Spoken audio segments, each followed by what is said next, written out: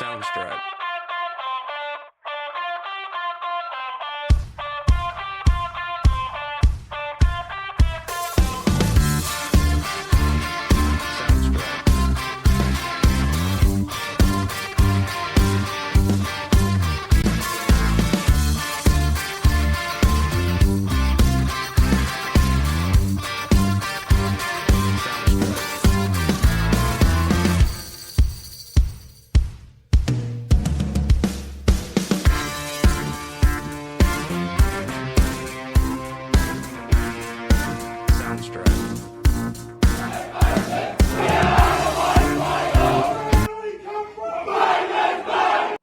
Hello, welcome to Hawk Talk, the podcast where we keep you up to date with everything. Sorry, the only podcast as well that keeps you up to date with everything that's going on at the Batemans Bay Football Club. I'm your host, Joel Erickson. Across the desk from me is my co-host, Michael Kenny. And this week, mate, we're doing something we haven't done before. We've proven the last few weeks that we've been able to handle one guest. Well, this week we're getting a little bit ambitious, let's say, and we're trying to handle two at the same time. Our first guest that we'll mention, he played his 100th game last weekend. Our co-skipper, Kyle O'Malley. How are you, Kyle? Yeah, I'm not bad, boys. How are you? We are good. And just as important, our 100 gamer from this week, the great Jarrod Thompson. How are you, Jerry? No, not much. No, I'm not bad. Good. That was I think that was a bit. We'll give him a pass for that. Hey, before we start, I wanted to say, if you haven't listened to last week's episode with Brett Petter, that was a classic. Bit of a tearjerker, wasn't it? Yeah, it was good. You can tell that man loves his footy club. And he's a very important part of the history of this club as well. So if you haven't listened to it yet, you've got our permission to hit pause on this one. Go back and listen to that one. And then come here and join us for the rest of this episode. And that's the only time you're going to get that permission for the rest of the year. Now, also, Mick, I think for the rest of the season we're going to have a policy, let's say, where we don't get on any guests to have a deeper voice than myself. And I just want to put out there that we're very safe this week. I think we're very safe this week, mate. Yeah, it could be, boys. I think so. Hey, let's get into the first part of the podcast where we go through everything that happened on the weekend. Another massive weekend for the club. And before we get into this, I just want to say as well, full credit to Ainsley. Obviously, they're a club that's in a very different situation to us when it comes to this grade. We're picking our best 22. That's their third grade side that's coming up against us. They came over the mountain with 27 senior players, I believe, across the two grades. I don't think anyone would have blamed them if they'd gone, this is too hard, we're just going to forfeit this weekend. But full credit to them. They still came over the mountain. They gave us 2 games of footy. So before, and that is a preface, because unfortunately the games were very lopsided on the weekend. But hey, let's go through them. We'll start with the women's side. Big win for our Batemans Bay women. They won this one 17-31-133 to 1 behind. And interestingly enough, Ainsley's 1 behind was the first score of the game. Was it really? Started off with a bang. Yeah. So, and look, it's 17-31. If the girls had packed their kicking boots on Saturday, that could have been a lot bigger win. But hey, we'll take it. In the goals, Sophie Alves kicked 5, young Jess Westbrook kicked 4, and Ebony Bradford got a couple. The 3 best in that game for the Seahawks were Sophie Alves, Jess Westbrook, and Taya Hancock in her 50th game. Yep. Some big achievement there. Look, We've spoken a lot about this women's side. They've been so good all year. They've been doing this to a few teams now. Couple games to go. They're pretty firmly on top of the ladder. How are you? I mean, we're going into another game. We're going into another couple of games where they'd probably start favourites. From a coach's perspective, I know you're not coaching this team, Mick, but from a coach's perspective, what would you be looking for out of a team that's travelling this well as you're going into the finals? Yeah, I don't know if I've coached the team that's been travelling this ball going to be fair. But I guess it's probably a tough one. Malonglo are a side this week they're coming up against who they're sort of battling for the rest of their season. So I don't know. You probably don't know what you're going to get from there. They're obviously going to come out firing. They're sitting equal 4th at the moment, so they're going to want to put in a big performance with a few games to go.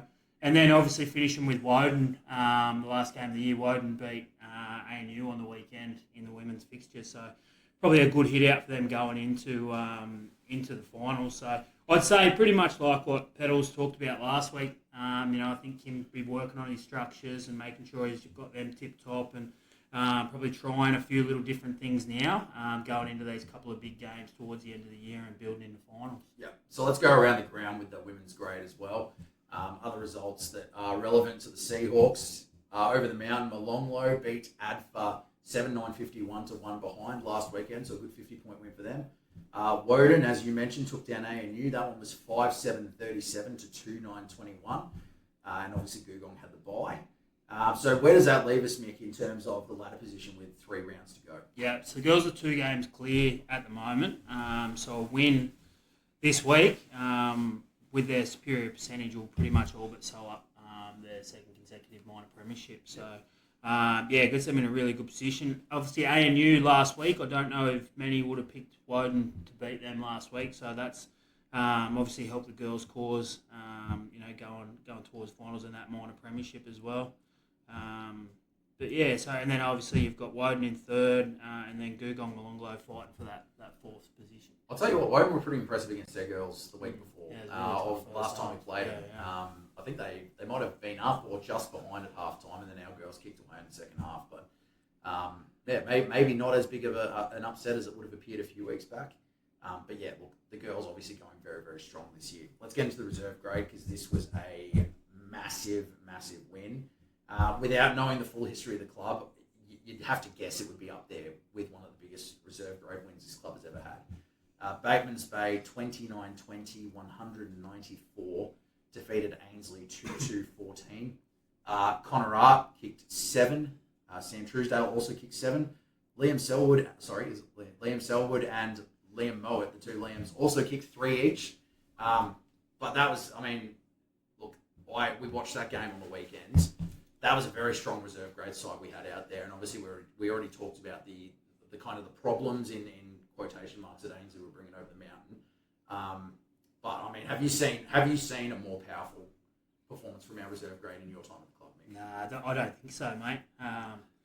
There was a point there I was looking in the middle of the ground and they had Josh Mulrooney and Will Aiken, obviously 2 Premiership players of the footy club in the middle, along with Callum Lee, who's a pretty regular first grader as well, and Jake Prince in the middle. It was a pretty awesome sight in the middle of the ground. So they're a good looking unit at the moment, the boys. So hopefully they can, obviously keep that going. Malonglo are probably a side, they're sort of thereabouts. So they'll be there in the same boat as their women. They're sort of pushing for finals. I think a win this week will keep them in the hunt, and a loss their season's done. So who knows what'll eventuate with that game this week. I'll tell you what, that midfield that you just read out, I think that'd almost give our first grade midfield a run for its money. That is a very strong reserve grade midfield. Best players from that game, a 100 gamer, Bronson Mowat, was best on. Ryan Foley and Liam Selwood, the 2 rounding out the top 3 there in that grade. Let's go around the grounds in that grade. ADFA had a win over Malonglo, 7-13-55 to 3-6-24. Woden continued their undefeated season, 10-11-71 to 5-6-36. Gugong obviously with the bye there in that grade as well. So where does that leave us on this ladder? Because it seems like to me we've gotten a pretty big leg up there from Woden beating ANU. Yeah. So obviously a couple of weeks ago there was 3 teams all equal in second spot, and then we've just obviously beaten ADFA, and then Woden have done us a favour and beaten ANU last week. So the Rezzies are a game clear now in second spot. Still a fair way behind Woden in that top spot, but a game clear now, second spot. So another win this week will have us in a good position going into obviously a tough hit out against Woden in the week before the finals. And looking very, very good to be playing finals for the first time in a few years there, a reserve grade. First grade rounded out the day with a 19-8, 122 to 1-7-13 win, 109 points. In the goals there, Brett Garland kicked 4, Buster Ware and Cal Dawn playing his second game of first grade, both kicked 3. Co-skipper here, Kyle O'Malley and Nathan Blackburn, and Jarrod Thompson. Both of our guests were in the goals as well on the weekend with 2. They've just given each other a weird pat on the thigh. That was weird. Moving on. Hey, I want to mention Cal Dawn as well, because he's a guy, he's a youngster who's been playing in your 18s side. This was his second game of first grade. He played against Gugong, I believe, a few weeks back. Yep. And I thought he was pretty good in that game. Had a really important run-down tackle in the first quarter when we kind of started that game a bit slowly. If you guys remember, you were obviously playing in that game. Did some really good things in the fourth quarter as well. A couple of really good front and centres to get us moving up the ground when we were under a bit of pressure. And to see him get rewarded on the weekend with 3 goals was amazing. You've mentioned it before, Mick, but he works so hard at training. He's here every week. He's here early, doing extras. You must have been proud, because you were playing in that game as well. You must have been proud seeing him get rewarded for his efforts on the weekend. Yeah, definitely, mate. I think he was probably the first half. He was probably just slowly building into the game, but I thought definitely the second half of the game, he really performed really well. Yeah, like you mentioned, he's just one of those guys, especially in the seniors. He's just really light on his feet. He does it in the 18s. He works around the middle of the ground, but up in that forward line in the seniors, he's a dangerous sort of prospect up there. So he's really building. I'm really looking forward to seeing where he can go with his footy next year, and obviously with these couple of games left to go now and a big pre-season, he's probably a guy that we can look forward to seeing play some really good footy next year. And we'll also give a mention to Martin Preston, made his debut on the weekend, kicked a big goal right at the end of the game. Good 45-metre kick. I think everyone was kind of at that time just telling him to go back and kick it. We wanted to get the boys around him, and he kicked it, and they got around him, and it was great to it's really good to see young guys get an opportunity in this first grade side and take it with both hands, and I think they've both done that. Alex Makey did it earlier this year. We'll announce now, for anyone who doesn't know, Tully Ware's making his debut on the weekend. So we've really kind of, I think what you've done with the Rising Stars is paying off here.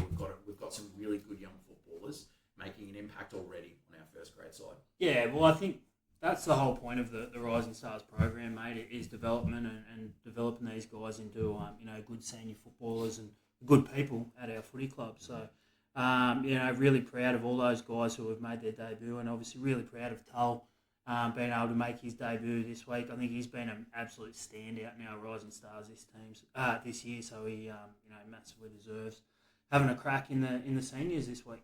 I'll ask you boys this one.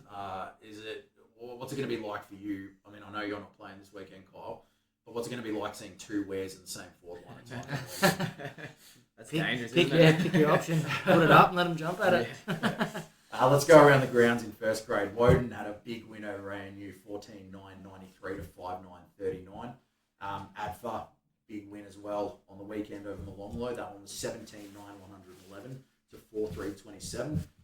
Gugong had the bye in that division as well. So where does that leave us, Mick, with the first grade ladder? So we're game clear. Obviously, Woden having that really good win over ANU. So it's still really tight going into, obviously, this week of footy.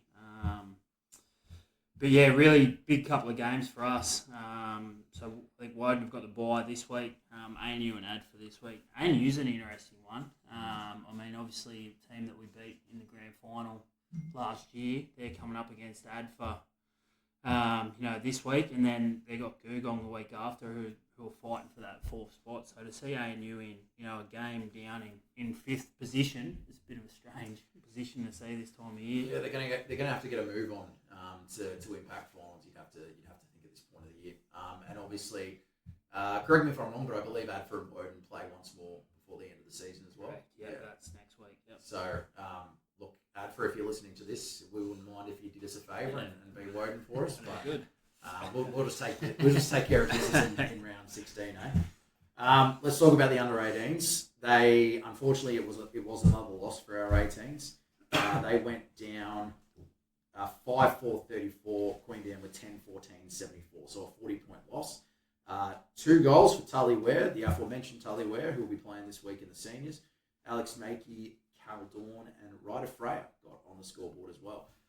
This was a game where your boys hit front in the second quarter, and I thought they looked really good for the majority of the game. There was probably just a few times where Queanbeyan just got away from them a bit and kicked a few quick goals, and that was probably the difference. Is that kind of the read that you got from the coach's perspective? Yeah, that's what I thought, mate. I thought for most of the day we matched them pretty well. There was probably just a little period before half time where they kicked 3 goals in about 5 minutes, and then probably the game just faded out a little bit in the last quarter. But yeah, obviously, like you mentioned, to hit the front midway through the second quarter, the boys were up and about, and we obviously won the third quarter as well. So kept Queanbeyan goalless in that third quarter. So it was a massive effort from the boys. So really good. Just obviously we didn't get the win, but it was just good to see a reward for effort. The boys kicking goals and up and about and having fun, and that's what it's all about at the end of the day. But really proud of their efforts on the weekend. I got to say as well, watching that game, Tully where Alex Makey looked so dangerous coming out of the goal square on those leads. Tully was catching everything. Alex was catching everything. Alex missed a couple of set shots. Unfortunately, Tully was pretty good with his kicking at goal. But I mean, I'll tell you what, if you can keep those guys at the club, that's going to be a very dangerous forward line in our first grade. Probably next year if we let them, but definitely in 3 or 4 years' time. Yeah, I thought we were probably a bit lucky on the weekend where we had big Jarrod Weston play, who probably took a bit of pressure off Tully, was in the ruck, and we could sort of play Tully a bit more deeper forward, and Alex as well. We didn't have to rely on those guys through the middle of the ground because we were, winning our own ball through the middle. But yeah, they obviously, as you mentioned, they dominated the game. I thought a special mention probably to Ryder Freya, who's been playing a bit of 18s footy this year. He still plays under 15s, and he definitely doesn't look out of place. I thought he's one of our best players, and obviously kicked a goal on the weekend as well. Yeah, massive effort. Best players in that game were, if I can find it here, Tully Ware, Noah Reid, and Thor Page. Yep. Unfortunately another loss for the under-18s, but I thought very good performance. Let's look at the other games from that grade on the weekend. Belconnen had a win over Marist, 10-5-65 to 6-8-44. Ainsley down to Eastlake, 11-8-74 to 6-5-41, and then obviously our result here on Sunday. So where does that leave the ladder? I know we're at the foot of that ladder, but what are we looking at for the rest of the competition? Yeah, it's really tight. I think Ainsley are way back in fourth, and they knocked off Eastlake, who I thought were miles ahead of everyone. So really tight competition. I think obviously Eastlake, Belconnen, as I mentioned last week, I think they're probably the two pick of the sides, but Marist, obviously they're not too far off, and for Ainsley to beat Eastlake last week obviously shows that they're not too far off as well. So it's going to be pretty interesting, that top 4 come finals time, mate. Before we move on to the juniors, I've got a question for you guys. You've obviously played in Premiership teams at the Seahawks. How do you feel that this year's senior team is going compared to those teams that you've played in the past? Do you feel like this side is kind of at a similar level? Oh, definitely. I think definitely. If not compared to last year, at least, I think we're going better. If you would agree. Yeah, well, you I didn't play last year, did you? Yeah, it feels just like to me that every time you go out in the field, it's just everyone who's out there is going to do their role and beat their opponent. So I don't know, it's just a good connection, good bond. It's looking good, feels good. I got to say, from my perspective, and Mick, you could probably back me up on this, but I think the addition of having Joseph Teggett rucking for us again this year, and adding JT and Seb Geary into that midfield, and having Thaney run through the midfield as well, I just think it feels like a different setup, and it feels, I think just those guys have really put this team over the top. So as the boys were saying, everyone's doing their job, and it feels like this team could beat anyone on the day. I think Joey Teggett's a big one. Watching footy watching it on the weekend, on the times I was on the bench, he was just absolutely dominating them. He's just come back bigger and better, Joey. So really looking forward to seeing what he can do come finals time. Yeah, and I just want to mention as well, I think Cyril bought his own footy in the fourth quarter on Saturday. I was looking down at me whiteboard trying to sort out rotations. I felt like every time I looked back up, Cyril had the ball. It was crazy. Hey, let's get into the junior results from the weekends. They all were playing Pambula. We'll start with the under-11s mixed. Unfortunately, they had a loss. That was 5-4-34 to 6-5-41. Our under-13s also went down 2-2-14 to 6-11-47. The under-15s unfortunately, another loss there. That was 3-1-19 to 8-3-51. The 16s girls, really tight one, but unfortunately another loss, 7-6-48 to 7-12-54. And the 17s boys, another loss there, 5-1-31 to 6-21-57. Pambula did not pack their kicking boots for that one. Let's go through the best players from each of the grades. Under 9s mixed, we've got Arlo Wetzel, LeBron Chatfield, and Eli Rosevier. The under 11s mixed, Blair Moore, Nate Keogh, and Indy Allen. The under 13s, Oliver Marr, Archie Rosenbaum, and Addison Green. Under 15s, Liam Carroll, Andy Triffett, Jackson Melton. Under 16s girls, Amy White, Grace Pike, and Hunter Absalom. And the under 17s, Caden Smith, Cale Petterwood, and Jacob Pike. Hey, this was a weekend where we had basically every grade playing Hanging Rock. I definitely heard comments throughout the day saying, we've never been busier. The line up for the canteen felt like it was almost going down the hill most of the day. Big day for the club, I guess is where I'm coming from. And unfortunately, look, there wasn't as much success on the field for the juniors, but it was great to see so many juniors around the club watching the seniors after they all finished up as well. Yeah, mate, huge day. As you mentioned, the canteen, there was a few boys working in the canteen there at one stage and they were under the pump. But yeah, no, unreal, really good. I don't know if I could handle doing it every weekend, but yeah, it's obviously unreal feeling to have all nine games of footy on the one day. Like you mentioned, probably wasn't our day in the juniors results wise, but yeah, I actually enjoyed it. I got down early and watched pretty much all the junior grades, and it was just good to see people that you see at training and sort of watch them play and see how they go about their things. And I was really impressed, actually. I watched a fair bit of the 17s boys. Obviously, I've had a fair bit to do with a few of those guys that have played Rising Stars this year. Yeah. They were coming up against the second place Pambula, who's obviously one of the best sides in the comp. And to be fair, they didn't pack their kicking boots, but I thought our boys really put the pressure on them. We kicked the first couple of goals of the game and really give it to them. So a couple of guys in that grade, but it was like Caden Smith and Jacob Pike, who you mentioned, were two of the better players. They've played a fair bit of 18s this year, so it's been good to see their progression throughout the year, and really impressed with the way that they went about it on Saturday. And look, obviously we have only touched very briefly on the juniors in this podcast, but if you're wanting a better wrap, our junior coordinator, Anthony, does a fantastic write-up for each of the grades, and that is in the weekly newsletter. We'll give that a plug. Yep. Sign up to that one if you haven't already. So yeah, look, good results for the seniors. The juniors, it was great to see them around the club. So let's get into what's coming up this week. Another home game, our last home game of the season for the seniors, taking on Molonglo in the 3 senior grades. So we're going to start with the women's at 10 o'clock. The Rezzies will be at midday, Division 1 at 2 p.m. And then the Rising Stars are going over the mountain on Sunday. They're going to play Ainsley at Allen Ray Oval at 11 a.m. So, look, obviously big day. Last home game of the regular season. We are obviously expecting a home final, given how well our teams are doing on the ladder. But, I mean, you've only got one more chance to come down and see all 3 grades potentially play on the same day. So, get down here and get around it. And then the juniors, let's look at the juniors. They are going to be going to Eden this weekend. Those game times have changed too, mate, actually. They've changed? All right, well, we won't read out game times. But outside of the under-15s and the under-17s, who both have buys, they will all be going down to the Eden football ground on Saturday morning. So big drive ahead of our juniors. That's about as far as you can drive in this competition, unfortunately, but it is what it is. Hey, let's talk milestones this weekend as well. We've got a big one, and that's why he's on the show this weekend. 100 games for Jarrod Thompson.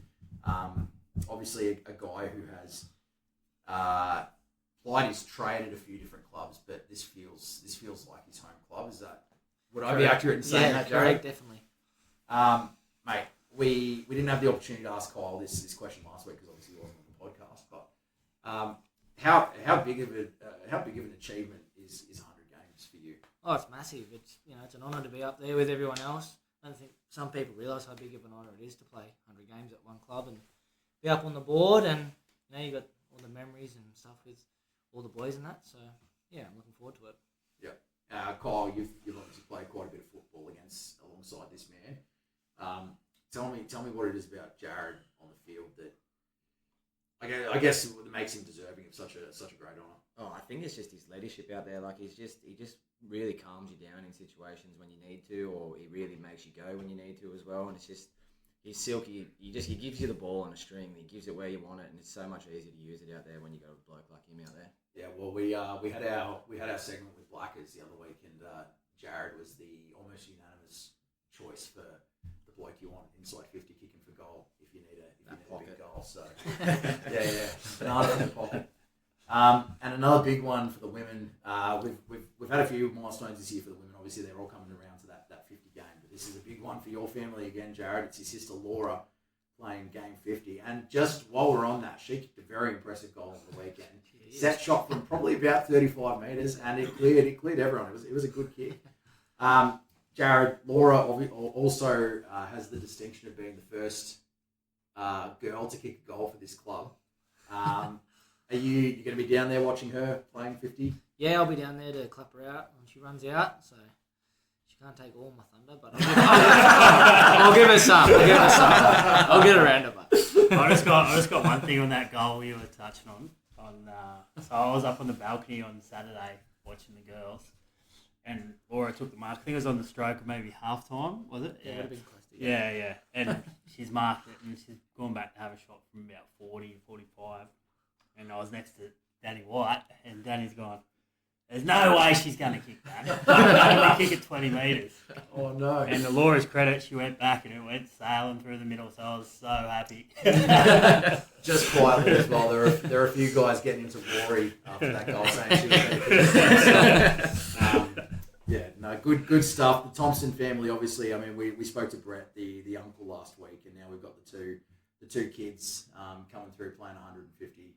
Thompson family, a big part of this club, and I think it's very well deserved, both of your milestones. Congratulations from me and from the club in general. Thank you very much. Now, let's get into the fun part of this podcast, because we've spoken about what happened last week, we've talked about what's coming up. Let's do the fun stuff. Boys, this is where you guys are going to come in and be very, well, basically, you're going to carry the team from here, let's be honest. We're no good. You know, nobody wants to listen to a podcast, just me and Nick. I do. Hey, that's very nice of you. That's very nice of you. I didn't even pay him to say that.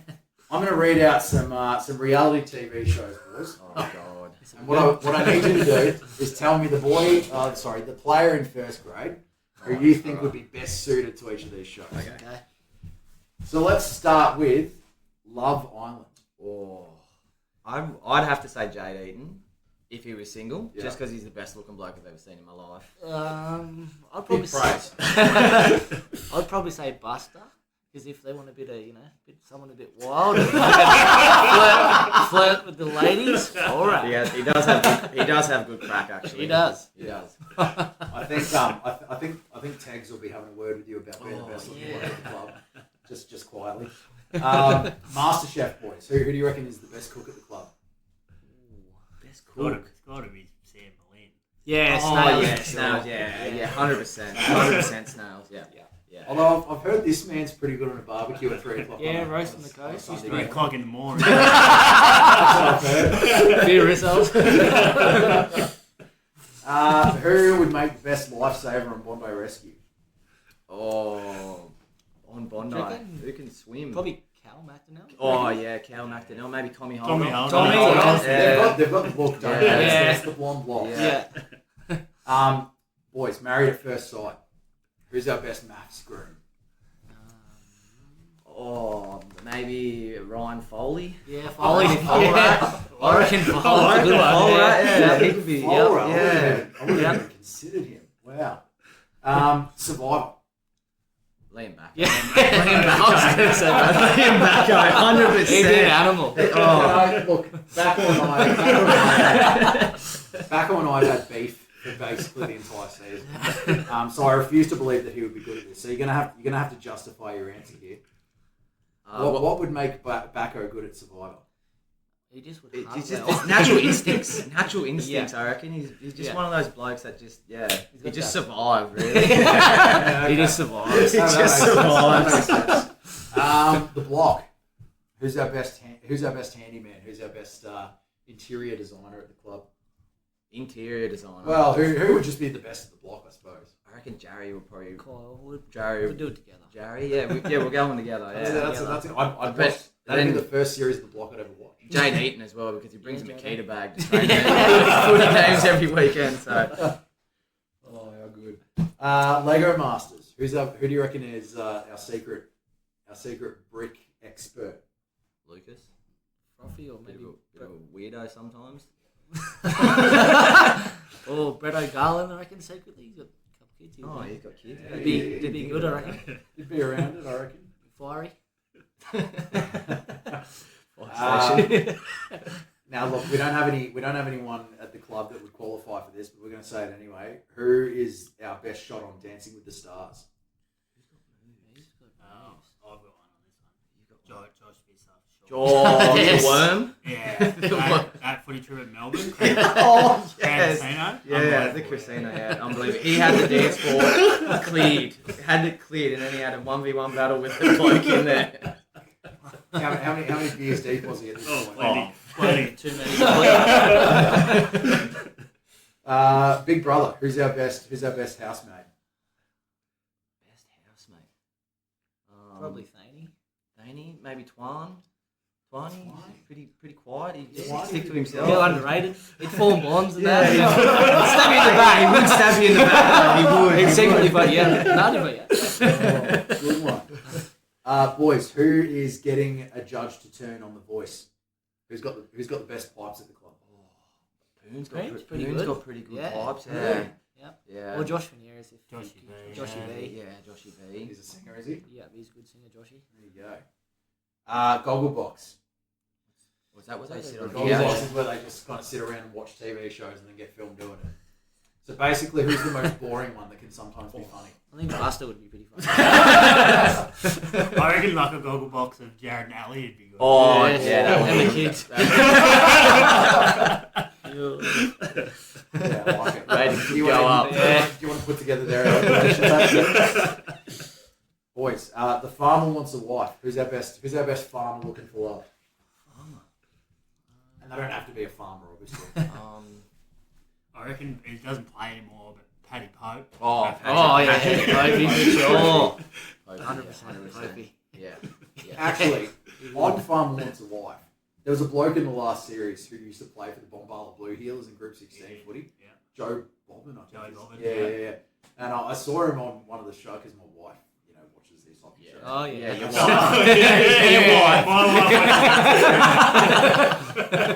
So I'm just going to leave now. And I saw him and I went, hang on, I've taken photos of this bloke getting smashed in the footy. So, there you go. This one is a new one, but who do you reckon is best on F-Boy Island? It's not quite Love Island. It's like Love Island, but the blokes are even worse. Yeah, right. Oh, what? Yeah, right.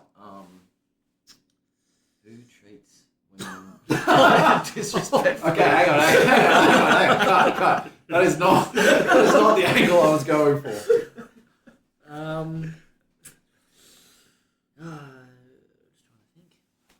I want to imagine everyone in the team. Yeah. So basically, the premise is I think it's 12 blokes on an island.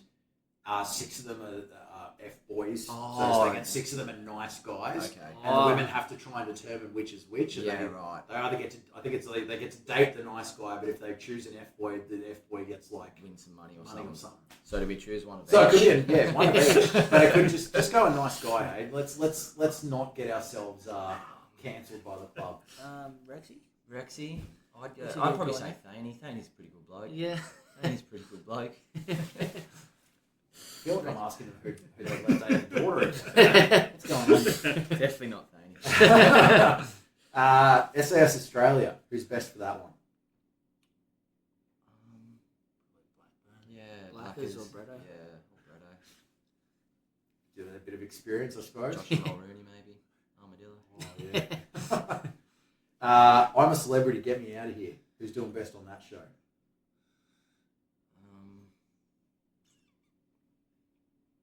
This is a hard one. Yeah, I'm just trying to think of who's in the team. It's hard to just pitch everyone. I guess the question here is like, who's the most willing to put weird food in their mouth? Backo.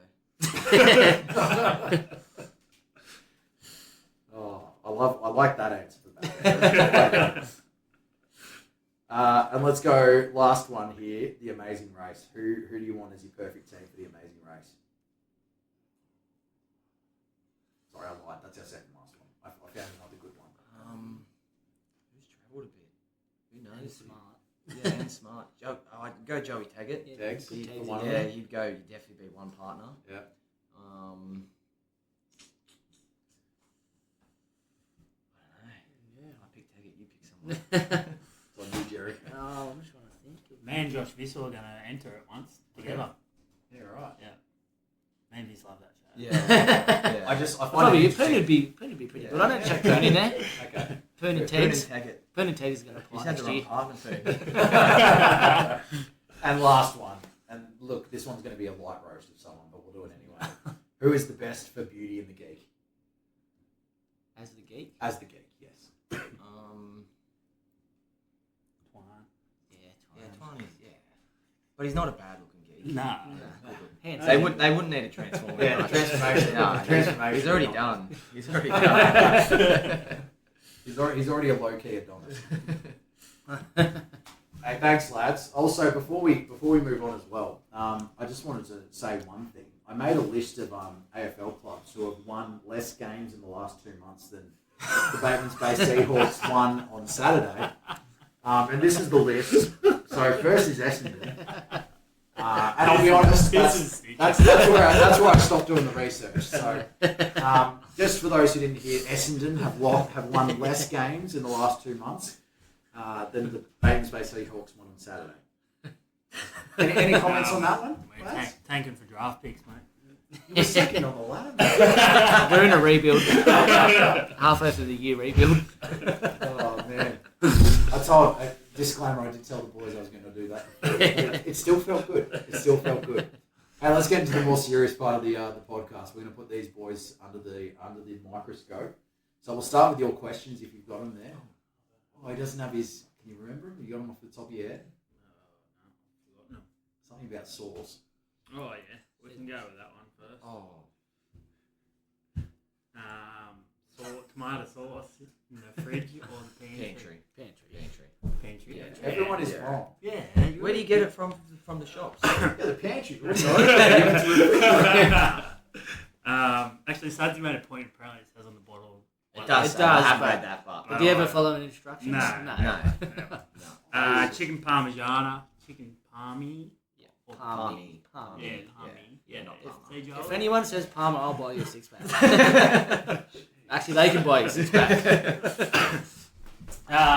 Go to karaoke song. Mine's probably Wonderwall. Oh yeah. Me and Bill back in 2016 after we won the whole cup. What a day. That was a great day, that one. Jeez, mine would have to be anything country. Bit of Luke Combs. Any of his songs, I'll blast them. Favourite AFL player of all time? Dusty. Yeah, I'd probably say Pendles. Fair. Boring Dusty. answers, but No Bombers? Nah, Dusty's good to watch. The 2017, he was unbelievable that year. So here I was thinking he was talking about Dustin Fletcher. No. How do you know? And best Seahawk player or favourite Seahawk player of all time? Sean Green. Yeah. The other couple that get a mention is Roscoe and Duds. Duds is very underrated, been so good for so long. Yeah. He actually got runner-up best and fairest to me that 1 year. Sad to get that. I've said to Mick a few times in the past, not on the show, but I feel like Dudley is the guy who you rock up as a journalist, which I was at the time. You rock up and you go, "This bloke's not a football player," Yeah. and he just goes out and dominates. Exactly. I've seen it so many times. I played fullback alongside Duds for years. Yeah. And I'd see so many people just underestimate him and he'd just kill him. Yeah. So Yeah. fun. You just put Chase behind the ball, and it's like he's not getting there, and all of a sudden his fist would just come out and bang. Yeah. You're like, how did you even get there? Like you were a couple meters off. And last Crazy. one from me is if you could take any 3 people in the world out for dinner, who would you take? You go first. Probably go Dusty Martin, Conor McGregor, and probably Post Malone. Oh, that's a wild night. We'd go to He's the a Cass. wild night. We'd go to the Cass. I'll let the boys shout. This is hard. Probably Dane Swan. Margot Robbie. And last one. I don't know. Pendles. Kyle, how much trouble are you going to be in with Amy for saying Margaret? Oh, no, it's fine. Margot Robbie's fine. One from me as well, boys. What's your hidden talent? I don't think I have any. Yeah, I don't Oh, think I stop have it. any. Everyone has a any. hidden I talent. think I have a hidden talent. No, I've got nothing I can think of. No. No, sorry to disappoint. Well, that was the most. Yeah, I don't really double jointed in my arms. That's about it. That's good. I'll take it. Yeah. I'm not. At least you're honest.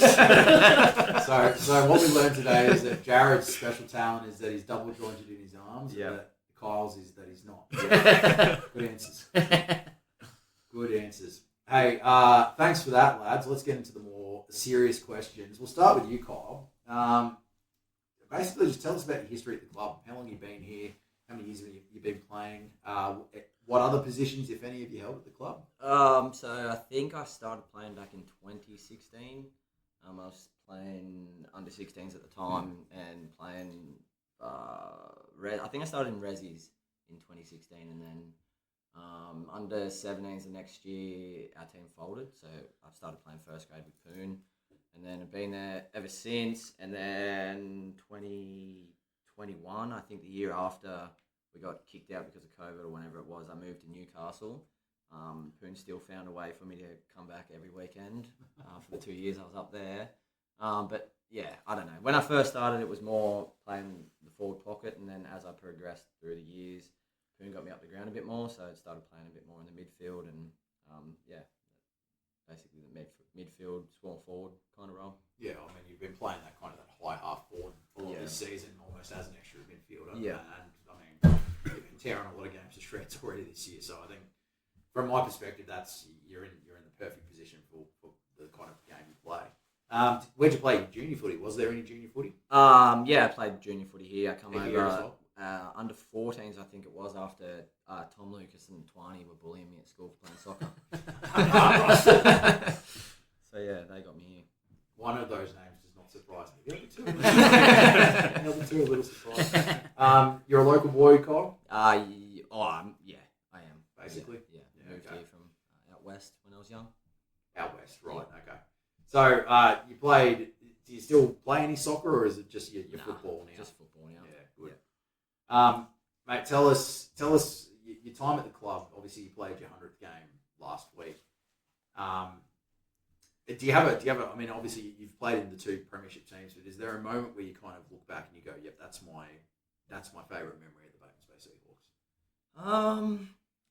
There'd be heaps that are my favourite, but one that really probably sticks out is the 2018 grand final. It was my first senior footy grand final under Poon, and then that year was just really special. That just being there with the group of blokes that we had that year, it was just really special. And you would have been 18 at the time? Yeah, I was 18. Yeah, freshly 18. Yep. Now we'll go the other way as well. Is there a moment you look back on and you go, "Yep, well, that's probably the low point of my time at the Seahawks"? Gugong 2 years ago. Yeah.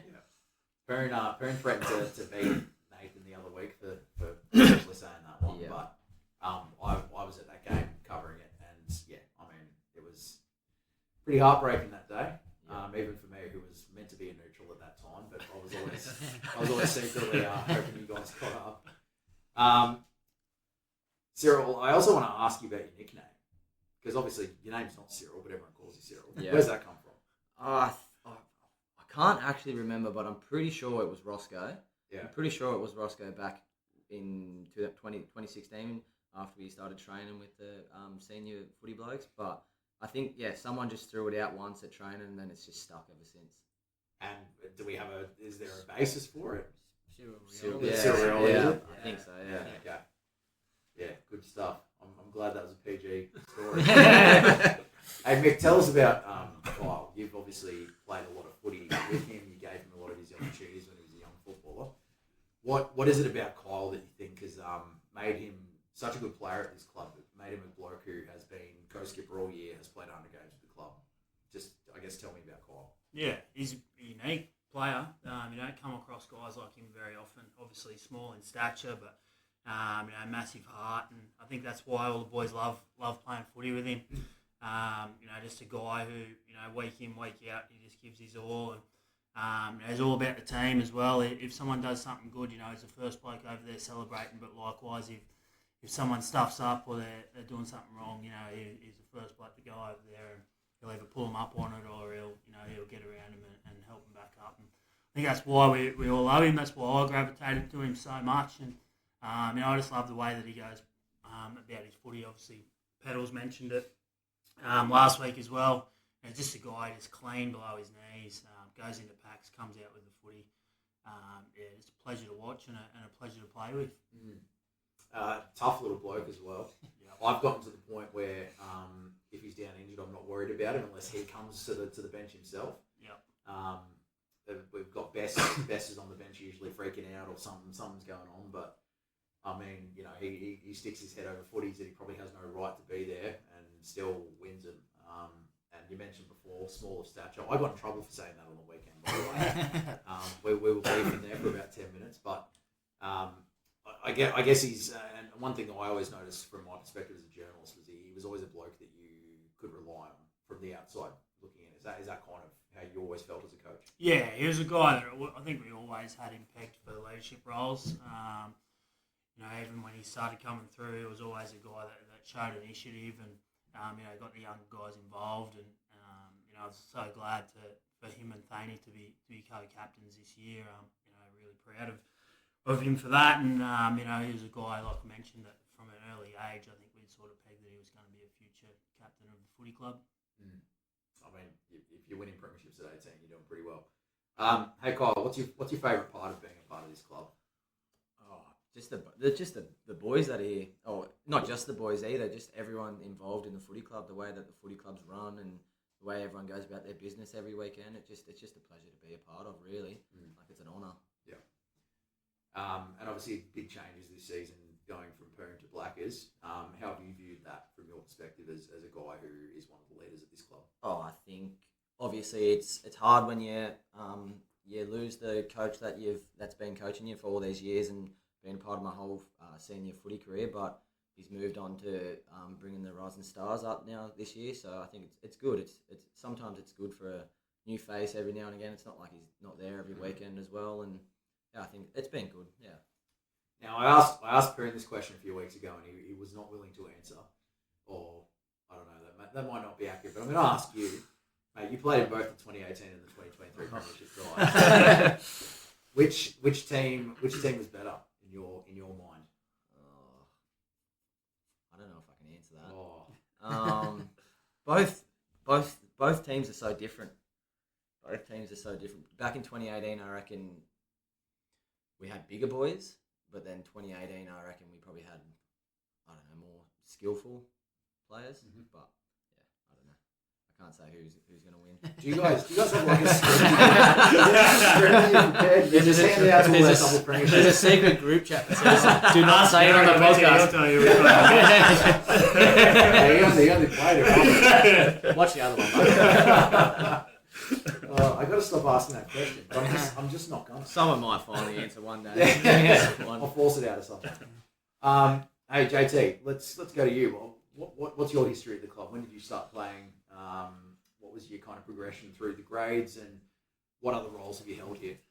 So I started playing footy in 2008. Johnny V and Pedals, obviously, when I used to play soccer, so they were big advocates getting me across. And then, played all junior footy. I was actually a ruckman when I first started because I had my growth spurt, and I haven't grown since. So, tallest in year 6 and haven't grown since. So, played ruck, and then in like 2010, played centre half back and stuff, playing up with the older boys and stuff. So then debuted with the seniors in 2012 down in Scarfell.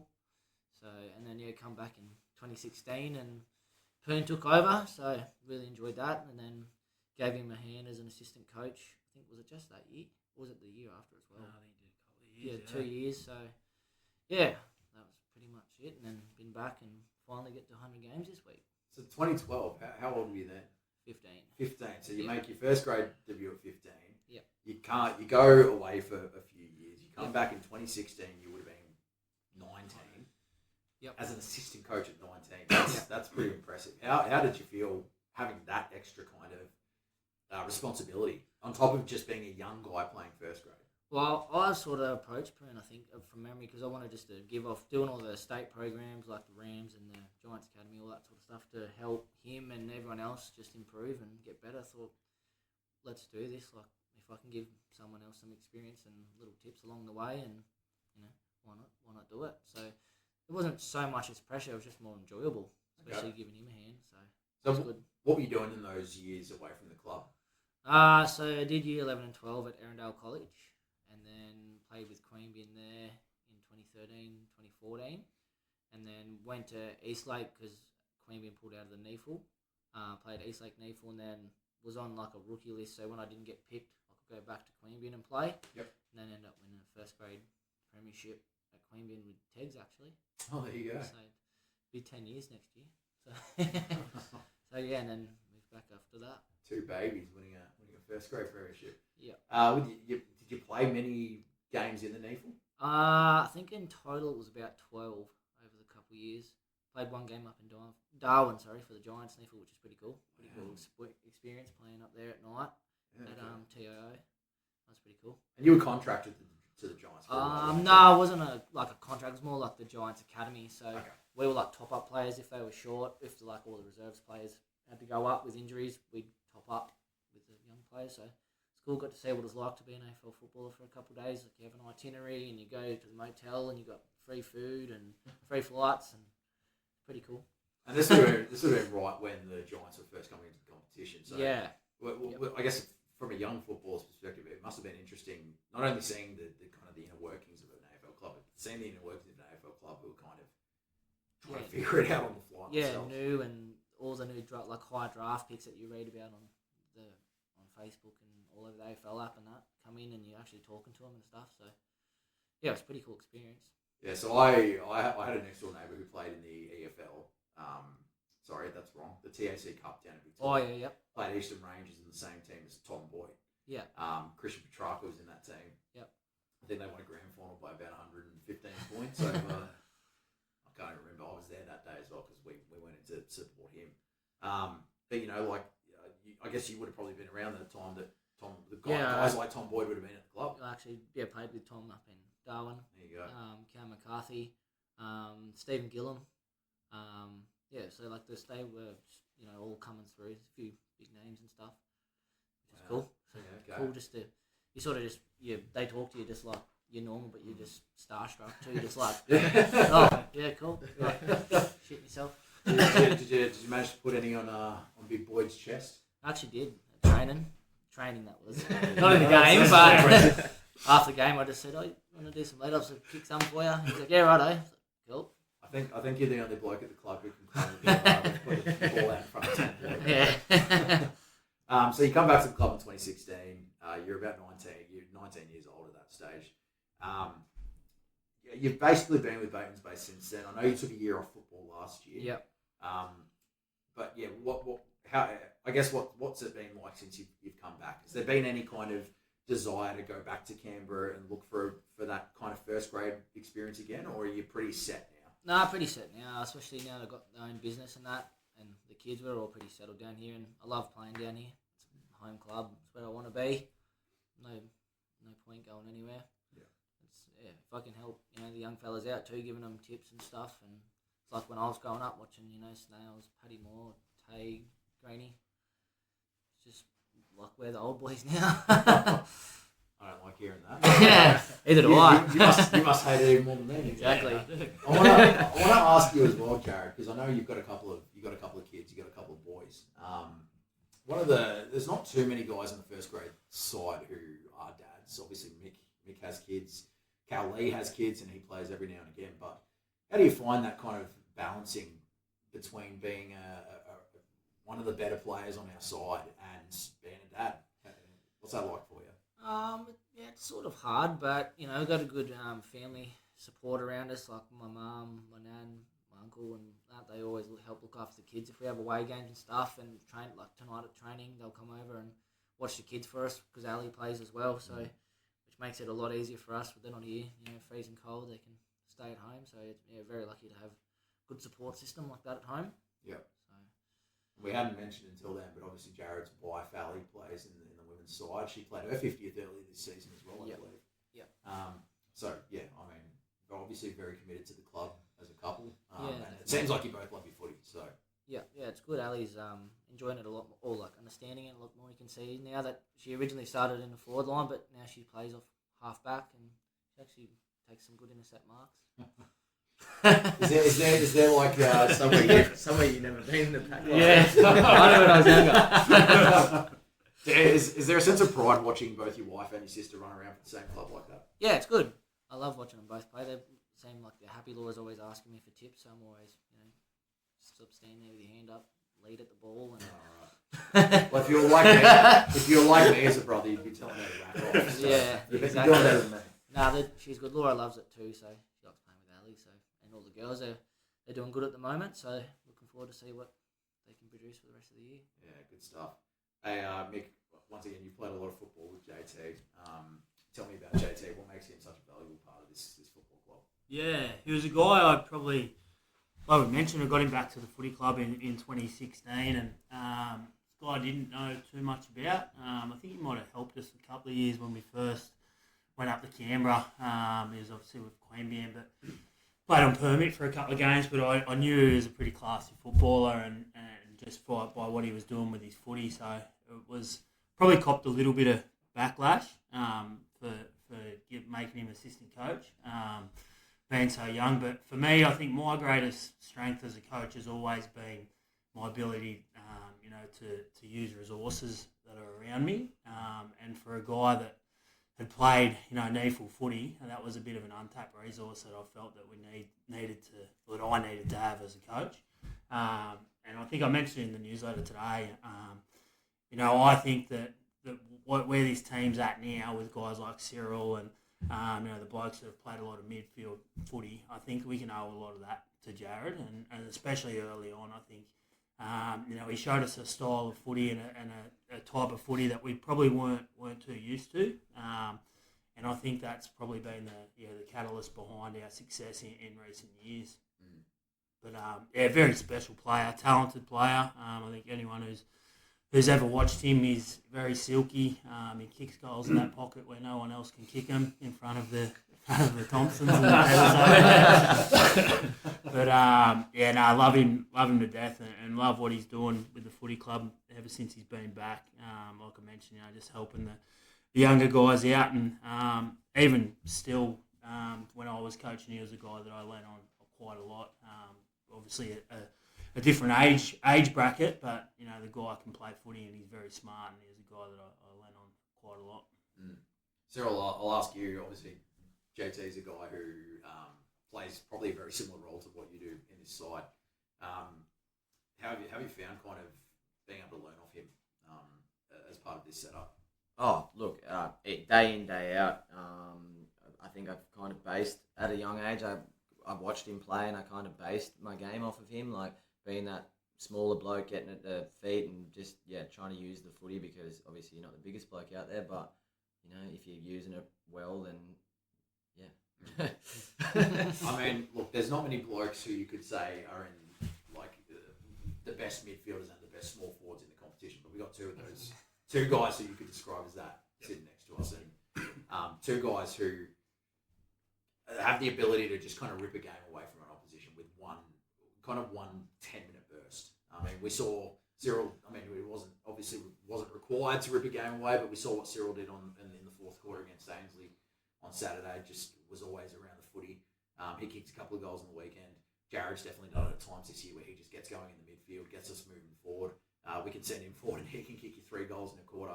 It's just so valuable having these guys, and both playing the big milestone games. Kyle last weekend, JT this weekend.